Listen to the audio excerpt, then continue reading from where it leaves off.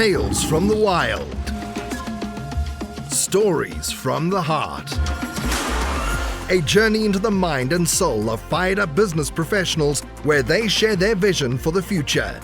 And hear from a different non-profit organization every month as they create awareness of their goals and their needs. Dive into a world of untamed passion as we join our host, Shireen Botha, for this month's episode of Friends from Wild Places. Well, welcome. Shireen here. I'm your virtual boutique bookkeeper and QuickBooks advisor. Small business owners are tired. They are overwhelmed. Some are even trying to do their books by themselves. I know, right? Well, so many of them have neglected their books or they don't have a full understanding of where their business stands financially. I know. Well, no more. I have the solution to rescue them from that turmoil and to find that peace that they're looking for. If you want to know more, go check me out at www.shireensbookkeeping.com and allow me to keep your books clean so you don't have to. Shireen's Bookkeeping Services, your bookkeeper for the future. Welcome back, listeners. You are listening to Friends from Wild Places with myself, Shireen Botha, and my most beautiful co-host, Professor Tanya Scotece. What news from Miami? Well, happy day, everyone. Happy to the listeners. And, always trying to motivate people, inspire people. So I spend a lot of time, kind of self-care in that area to get the inspiration to inspire others. So I already meditated twice today, and hopefully I'll get a third one in a little bit later. So I'm so happy to be here with you, Shireen. And this morning we have a great podcast awaiting with Mr. Carlos Vazquez. Nice. Is that me? Do I go? You said great, so I wasn't sure if it was me or not. No, that's you, Carlos. That's you. And I want you to introduce your friend too. My friend, no, my boss. Okay, so welcome. All right. My name is Carlos Vazquez. However, I'm in her world. It's Phoebe. She's my boss. I'm just her staff member. What's her name? I clean up after her. Her name is Phoebe. Phoebe. All right. Well, welcome, and Phoebe. she's not gonna, in fact, she might do something she shouldn't on camera. Okay, but anyways, let me introduce you, Carlos, to the listeners. So, Carlos Vazquez, the dynamic force behind Miami Marketer. More than just a digital marketing expert, Carlos is a Marine combat veteran who applies the same discipline and strategic thinking to help service providers skyrocket their businesses from 6 to 7 figures and beyond. At Miami Marketer, they're redefining digital marketing with innovative automation and growth strategies tailored specifically for high-ticket professionals. Let's introduce and welcome Carlos Vazquez. Welcome. What a great intro. I wonder where you got it from. Oh, man. Yeah. So, hi, I'm happy to be here. Excited. I've actually watched several episodes of. At first, I thought it was called Friends in High Place. I was like, man, what's the name of it? But then I remember it's in Wild Places. I'm like, okay, I think I'm a good fit for that for sure because I'm not in the high places yet. But happy to be here, happy to hang out. And you guys see me at least once a week. So now you guys get to hang out with me for a little bit and I get to kind of just share my thoughts and insights. Right. Awesome. And we're so glad to have you. And for the listeners, Tanya, myself, and Carlos, we're all part of the same networking group called Miami Partners, based in Miami-Dade, Florida. So we know each other quite well, and we see each other on a weekly basis, and sometimes more often than that. So we're so excited to get into this today. So should I kick us off with our quote? Well, I mean, you know what? Before you go into that, I'm thankful for the whole networking organization because it turns out that Tanya is not that far from my house. Like we are almost like neighbors. So, and I felt silly because, it's a virtual chapter and I'm like, okay, you know what? We're just trying to connect from different places. She's like right there, like a few blocks. So thank God for BNI. Thank God for networking. And I just feel networking and building relationships is a big deal. And Shireen, I don't think I would have ever known you if it wasn't for the fact that we were in the same networking. So I love the fact that we're able to kind of just come together regardless of where we are. And that's what makes our chapter special. I'm not trying to plug the chapter, but hey, you know what? I really do feel that a chapter is great. Yeah. And I'm so Carlos, blessed. I want Go to ahead, thank you for your service to our country. It's just an amazing, I know your history that you've shared. It's just truly amazing. So maybe we can hear a little bit more about that in today's podcast. Sure. Well, thank you for saying that. And I would have stayed in if it wasn't for the circumstances. But I know once a Marine, always a Marine. So I'm very happy to tell everyone whenever someone says, "Oh, he's an ex-Marine," I'm like, "Whoa, wait a minute, hold on. I'm a Marine. Once a Marine, always a Marine." So I always tell people that I love the Marine Corps. Out of all the services, it was going to be Navy because I wanted to be a Navy SEAL. I don't know why. I thought it was easy. After being in the military, I realized it was nothing like what I thought. And then the Marine Corps was actually the next hardest thing, that was challenging thing. And you might be surprised, but I was a class clown in high school. So a lot of people laughed at the idea that I could actually make it in the Marine Corps. They said I wasn't going to make it. I might as well just quit now. Ring the bell, because in GI Jane you have to ring a bell when you want to quit. We can see you ringing the bell real soon. So it turns out that I made it. I ended up leaving as a staff sergeant, and it was one of the best experiences ever. As a matter of fact, it's that experience. I was a Marine Corps recruiter, that I was able to really understand sales and marketing, but with a product that you can't touch, see, feel. It's an intangible product. So how do you sell 4-year commitment to someone? So I learned all this sales techniques, and because of that, I learned everything I never want to do again. And now I apply it to marketing automation and sales. So that's kind of like how it all kind of ties in together. Plus, I'm a geek as well. So I guess throughout the episode, we're going to learn more about that. Amazing part. Yeah, amazing story. I love that. And I second what Tanya said. Yeah, I mean, thank you so much. I'm not even freaking USA and I'm getting emotional, but thank you. I love your hat, by the way. It's you got dressed up for this podcast. I thought it was just wow. I just came in a black sleeve shirt, and both of you guys didn't give me the memo. What's going on here? I seriously I would have put on a blazer. Well, no, wait. I seriously have to keep up with Tanya. I mean, Tanya comes to every one of our meetings and every one of our podcasts looking so good. Hair, makeup done on this. I mean, she looks always beautiful, so I've got to keep up. Right, well, next time I do this, I'm gonna have a blazer. I got to up my game. I'm sorry about that. I'll make sure to up my game next time. We're just glad to have you here, and yeah, so thank you so much. You are appreciated. No, Marines, Marines, baby. You know what Army stands for, right? No, please go ahead. ARMY. Ain't ready to be a Marine yet. Oh, I don't make the rules. Oh, that's just okay. No competition with the different branches of service. Right. And excuse me, I get a little bit of let go because I am South African, so I'm yet to learn about all the the different departments. So I'm sorry. Right, I'll give you a pass. No, it's okay. But I wouldn't be a Marine if I didn't teach. That's just Absolutely. About that. So in fact, if I didn't say it, my Marine buddies would say, "Are you even a real Marine? Because you didn't correct anyone when they made the mistake." I'm like, okay, you know what? That's like an unwritten rule. Right. So, I like that. No, I respect that.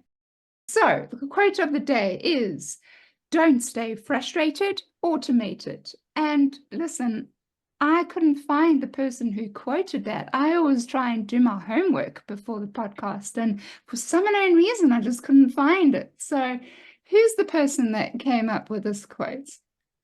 Okay. Well, the reason why you haven't found it is because, like I said, I'm not in high places yet, but soon, hopefully, I will be in high places and everyone will see that quote. I made that quote. Don't stay frustrated, automate it. And the reason why is because there now, with so much technology, AI, and obviously marketing and sales automation, even at home with the Alexa and with Google, there's so many things now that we can automate. And when you actually calculate the time you do little tasks, it all adds up. And then let's say if you put anything off, all those little tasks that, oh, you know what, that's not important, I'm not going to prioritize that. Eventually they all kind of just add up, and then now you're frustrated to the point where you're like, oh my God, I got to get all this done, but I have all these other priorities that are more important, but now I'm just in this like this hole of lack of productivity. So you get frustrated, and that's where I always say, you know what, automate the things that are repeatable, that are obvious process, and then from there, you won't be frustrated because you know the important things. They're not important until they all add up, and that's why I dub the don't stay frustrated, automate it, because you can automate just about anything, well, mostly anything. But now with AI, oof, it's a whole different level. I For the see some listeners, promo items in your future. Say again. Oh, I see some promo items in your future with your quote, t-shirts, Some hats, merch. sweatshirts, some merch. Yeah, yeah. Yeah, shout out to Jessica Signs. She's the promo person in our chapter. So, all right, Jessica, you know what? You got a Yeah. referral coming up. Sold, right? sold.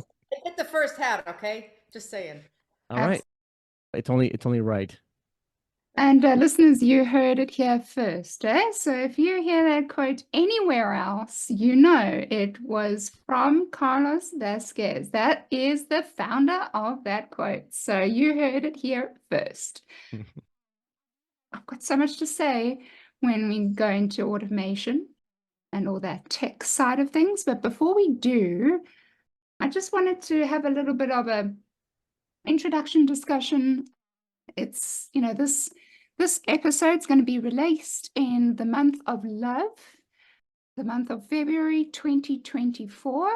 So because of that, I just wanted to chat a little bit about the 5 love languages. I'm not sure if both of you have heard about the 5 love languages or if you know anything about it. No? Okay. No, Right. I So don't. Tanya, I'm a book. Well, okay, so I'm Tanya an is open book. saying yes, and Carlos is saying no. Okay, so let me just give you a little bit of an introduction, just a rough thing, so we can chat a few minutes about it. So the 5 love languages are 5 different ways of expressing and receiving love. The 5 different ways being words of affirmation, quality time, receiving gifts, acts of service, and physical touch. So for example, what is my love language? Well, that's pretty easy.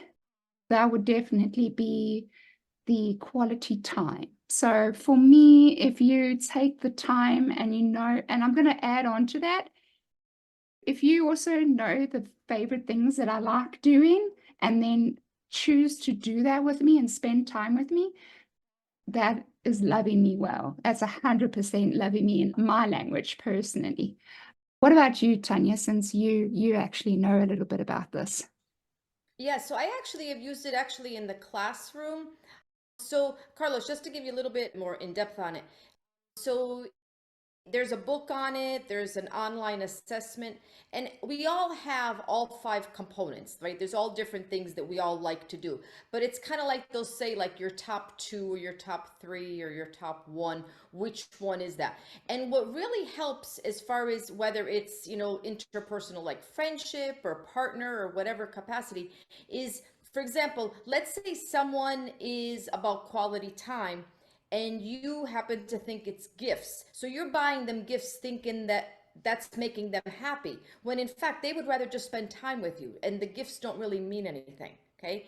So I use that definitely in previous careers. I use it in the classroom. So to answer your question, Shireen, so the top 2 for me, I would definitely say one is a physical touch and second would be acts of service. Those are my top 2. Nice. Mhm. What about yourself, Carlos? Okay, so I actually did know this. When you said it, I was like, I recognize this. My memory sucks. So you know what? Now that you said it, okay, yeah, I remember. And you know what, Tanya? I'm in the same boat as you. I don't know. There's something about touch that, especially by someone you actually love, that really I feel it not just on the superficial level, but I actually feel it on the inside. It can be just basic things like, just a kiss on the cheek when you're sleeping. I feel it more when my wife caresses my arm. I love that when she caresses the back of my head. Sure, I've had girlfriends in the past touch me in the head, but it's not the same when it's someone you actually love. So yeah, touching is a big deal for me. That's actually my first thing. If your touch doesn't make me feel like special, then it's a red flag, right? So luckily for my wife and I love when she touches me. We'll leave it there. And then the second thing is acts of service. So I love it when you do things for me when I don't expect it from you. It's just a magical thing. I mean, I don't mind asking for things, but no, I don't want to be in a position where I expect you to do things no matter what. However, there are certain things like, oh my God, you actually listened to what I said. I wasn't actually talking to you, but you heard me and you actually bought that, or it's I'm not gifts, but like you actually did that or whatever. That's special to me as well. So I would say those two are my favorite or primary love communication techniques. Nice. I think Nice. it helps even like around holiday times because knowing somebody's love language, it's like sometimes we are conditioned. I don't know about South Africa, Shireen, but especially like in the United States with, holidays and gifts, it's mostly tangible gifts. You buy someone something, right? As opposed to maybe giving somebody a coupon like, oh, quality time, like let's go to the park or, let's just spend some time on the couch together. Like there's different ways to give a gift. But our society definitely, I would say, is conditioned about, tangible items for gifts. Right. Yeah, that makes sense. Yeah. The touching and the service. Like I was just thinking about the other day, my wife I came home from the gym and she just cooked me this high protein meal. I did not ask her to do it, but the fact that she did it, I was like, wow, it's special. So Right. yeah.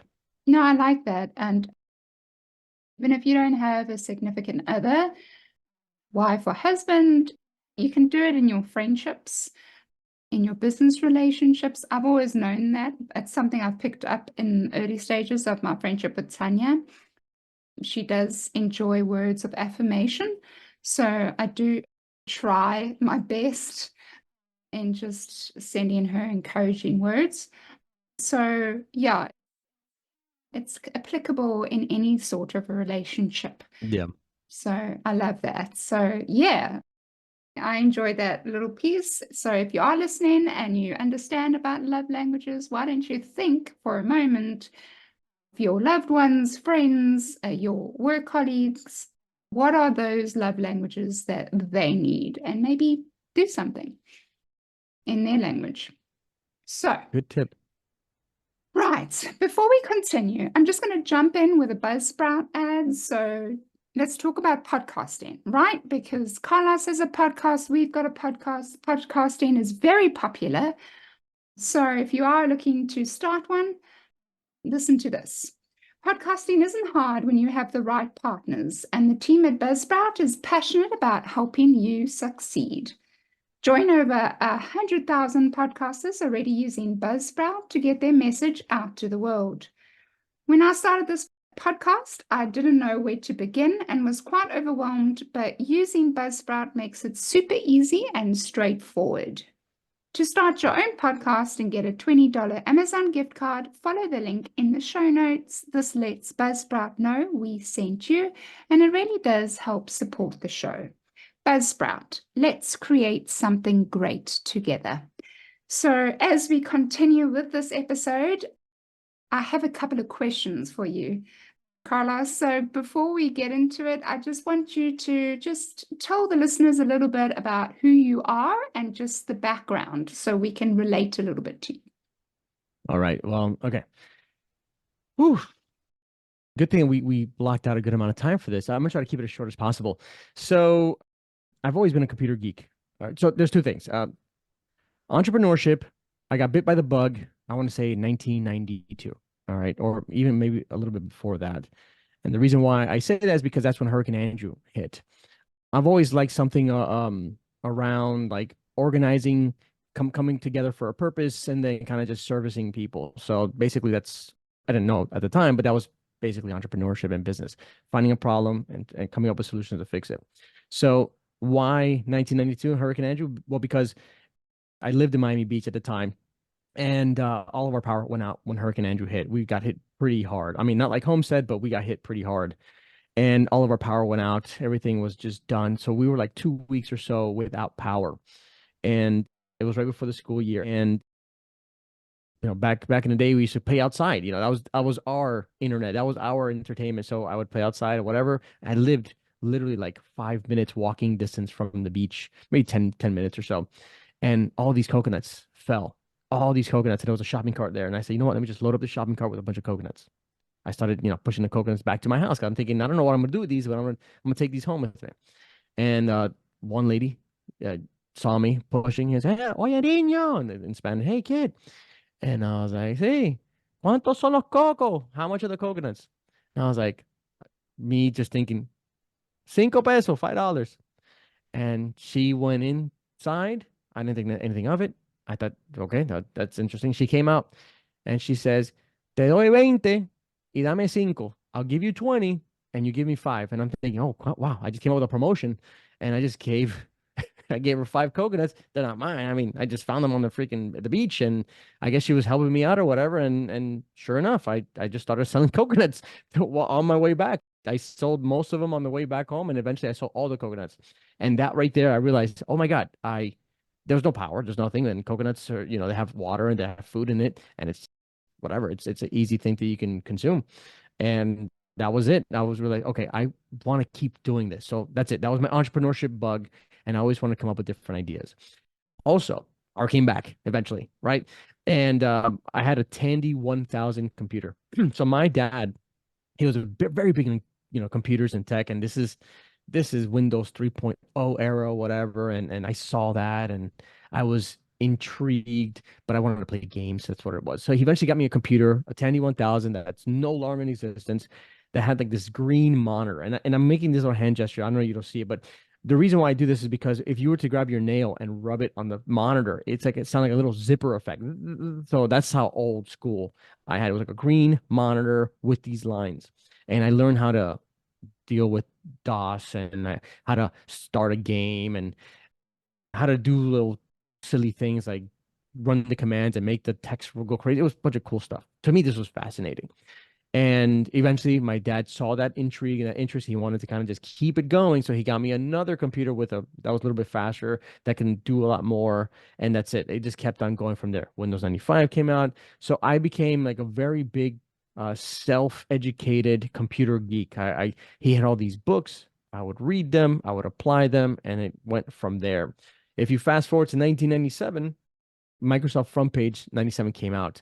So now I learned how to create websites on my own, right? By playing with it, copying code, pasting it in Front Page, and just seeing how it all works. And then I learned how to create websites. And then I got involved with a bunch of other computer geeks, and we were sharing different things. We were sharing tips and tricks, and we were in this, we called it IRC at the time, Internet Relay Chat. That was our chat place.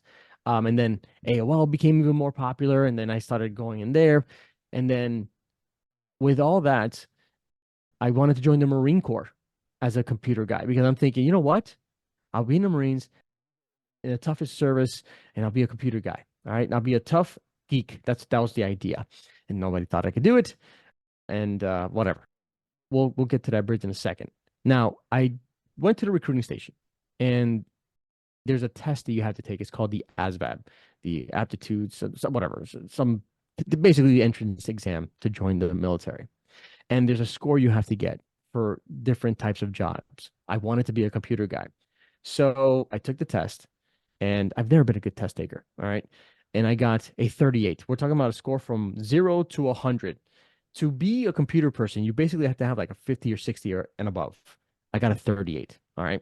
Listen, they had algebra on there. They had all these things that I didn't care, but I just took the test and I passed it with enough score to pass it. And the ASVAB had it, and I needed it, and I couldn't get past 38. The minimum score to join the Marines is 30. I got 38. Okay, so the recruiter said, okay, you want to be a computer guy. Carlos, let's not enlist you yet. Let's wait 30 days for you to retake the test, so that way you can try to be a computer geek. All right, cool. So I waited 30 days. I didn't study, whatever. I just figured, you know what? I'll take it more serious next time. I don't know why I thought this. And sure enough, I went ahead. I took the test, and my vocabulary was good, but it wasn't that great. And then I gave the booklet back to the proctor, and the proctor says, all right, you good news, you passed. And I was like, all right, great. oh, is this the second time you took it? I was like, yeah, I took it a second time. Oh, okay. What did you get last time? I said, oh, I got a 38. He goes, oh, well, at least you're consistent. And that word didn't really resonate in my head. I'm thinking, what the hell does he mean? So I look at my score. Sure enough, I still got a 38. So I didn't get to join the Marines as a computer guy. I ended up joining as an ammunition technician, something completely unrelated to what I am today. However, the principles and the fundamentals from ammunition technician, I learned a lot from that. Tune in next week for part 2 from Friends from Wild Places. You've been listening to Friends from Wild Places with Shireen Botha. Be sure to subscribe to the podcast from the links to catch every episode and unleash your passion.